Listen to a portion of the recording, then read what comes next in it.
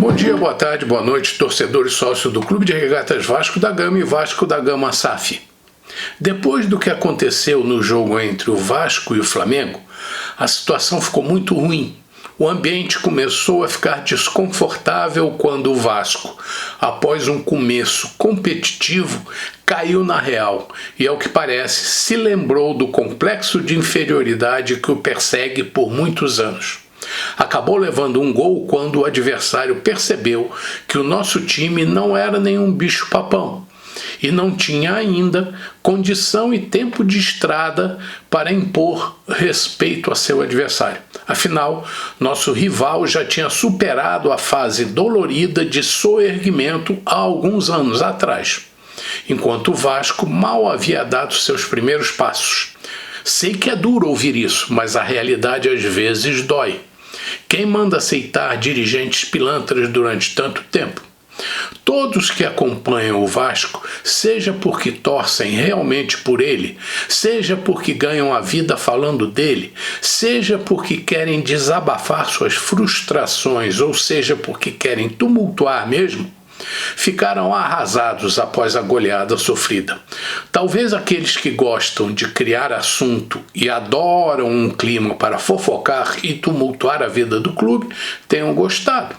A verdade é que eu acompanhei mais de 20 canais que falam de Vasco e o que mais assisti foram uns agredindo os outros, seja porque não concordam com as opiniões ou porque são de grupos antagônicos politicamente falando. E isso que eu nem vou falar sobre as mensagens nos chats e no Twitter e em outras redes sociais. Depois da vinheta vou dar a minha opinião sobre aonde isso pode nos levar, reforçando que ainda pouco me importo se estou ganhando ou perdendo com minhas opiniões. E repito, são simplesmente minhas opiniões e as divulgarei até que alguém ou algo me proíba de fazê-lo, assim como nunca me oporei a quem discordar delas, o que no máximo criará um espaço para discuti-las em um ambiente apropriado. Eu volto já.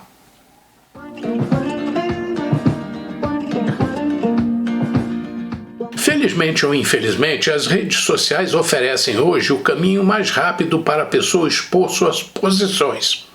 Antigamente, no tempo do rádio, quando esse era o instrumento de comunicação mais ágil e direto, ele tinha uma grande limitação, pois o locutor podia falar com o ouvinte, mas este não podia responder ou interagir com rapidez.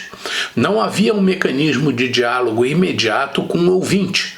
Tudo era mais difícil.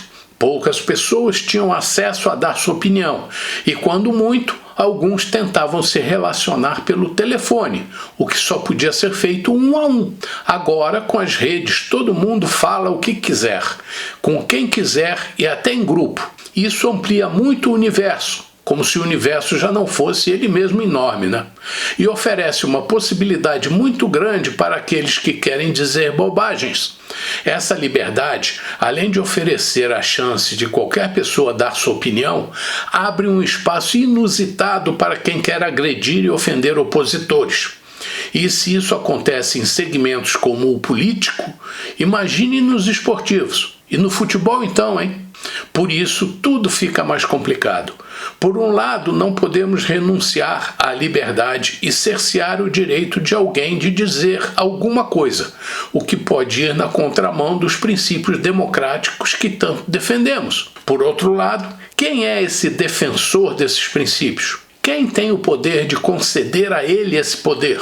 Democracia e liberdade no mundo, e mais precisamente no Brasil, são palavras que possuem significados únicos, com diversas interpretações, cabendo a um agente ao qual não temos acesso a decisão final. Uma das coisas mais comuns no mundo de hoje é você acusar os outros daquilo que você está acostumado a fazer. Por exemplo, eu posso combater o tráfico de drogas e ter um cigarrinho de maconha no bolso. Posso combater o assalto e comprar um produto furtado numa dessas feiras especializadas em vender coisas roubadas. No caso do esporte, eu posso combater a atuação de um time e dirigentes de um clube de futebol e, ao mesmo tempo, atacar o prédio ou o estádio do clube que você defende com pedras e bombas, depredando o bem. E como essas pessoas, por causa das redes sociais, parecem ser muitas, dão a entender que representam uma grande maioria e conseguem influenciar muitas outras. Todos os ditos influenciadores das redes sociais vascaínas estavam muito irritados com o resultado do jogo contra o Flamengo e continuam raivosos. Se você quer saber se eu estou furioso, claro que estou, mas não a ponto de contribuir ou dar desculpa para quem ofende pessoas ou destrói patrimônio do clube. Isso é coisa de marginal. Não acredito que pessoas em sã consciência apoiem essas atitudes. E não apoiam. É só ver pelas imagens que esses vândalos não representam nem 1/1000% de pessoas que torcem pelo Vasco, mas fazem barulho, incentivam inocentes úteis a segui-los e às vezes defendem grupos políticos que lutam por um espaço dentro do clube e, quiçá, com intenção de manter ou ganhar cargos na política carioca ou brasileira. Outra distorção que vem acontecendo há muitos anos, com certeza há décadas, é o uso das bandeiras que o Vasco defende com intenção de angariar votos e se projetar na política partidária local ou nacional. No vídeo anterior, falando sobre a criação e o início do funcionamento do Vasco, citei muito as convicções de nossos fundadores. Falei dos princípios de respeito e igualdade, dogmas intimamente arraigados no coração daqueles cidadãos, alguns simples e pobres e outros nem tanto, mas com certeza todos pessoas do povo que juraram seguir as bandeiras adotadas. A escolha de Vasco da Gama como nome do clube, na época em que se comemorava 400 anos da descoberta do caminho marítimo para as Índias, se deu, claro, porque no Rio de Janeiro havia uma enorme colônia portuguesa, e também pelo fato de que os portugueses não discriminavam outros cidadãos. Associado ao nome de Vasco da Gama estava a Cruz de Cristo, que o navegador ostentava nas velas de suas naus, o que acabou associando o clube à fé cristã, religião adotada por quase todos os sócios fundadores. Desde o início, acabou havendo uma confusão entre a Cruz de Cristo, adotada pelos Cavaleiros da Ordem de Cristo, a qual Vasco da Gama estava associado, e a Cruz de Malta, associado à Ordem dos Cavaleiros de Malta, a qual popularmente acabou ficando associado ao clube. Mesmo com essa confusão, desde a fundação, todos chamavam o símbolo como Cruz de Malta, inclusive sendo imortalizado no hino composto por Lamartine e Babo.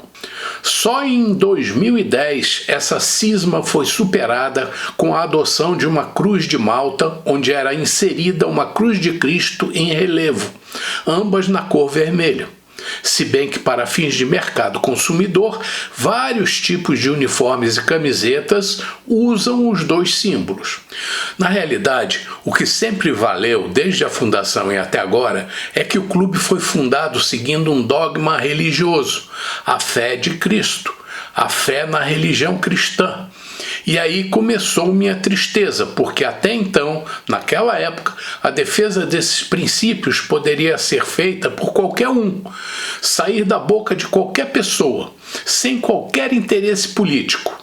Até que surgiram os usurpadores dos princípios de nossos fundadores, enfiando goela abaixo ideologias que nunca fariam parte do ideário deles. Eles não misturavam ideologia com esporte e muito menos aceitariam que políticos associados a ideologias que rejeitam a fé cristã se intrometessem no clube. Com intenção de ganhar votos para se eleger, políticos vinculados a partidos começaram a usurpar os princípios de nossos fundadores. Daí, bandeiras como a da igualdade, a luta contra o racismo, o respeito e fé cristã começaram a ser usadas com finalidades adulteradas. Nenhum de nossos preceitos exclui o outro.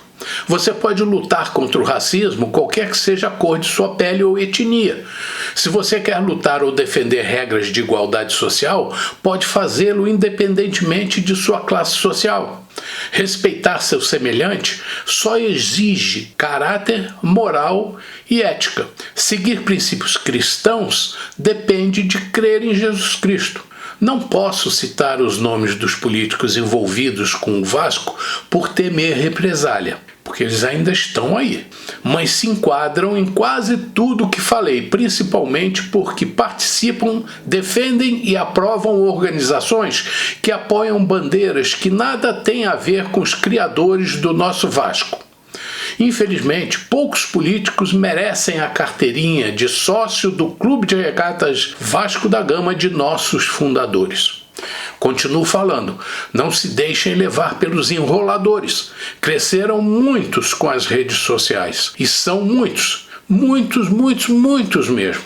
Bom dia, boa tarde, boa noite, torcedor e sócio do Clube de Regatas Vasco da Gama e Vasco da Gama SAF. Saudações vascaínas.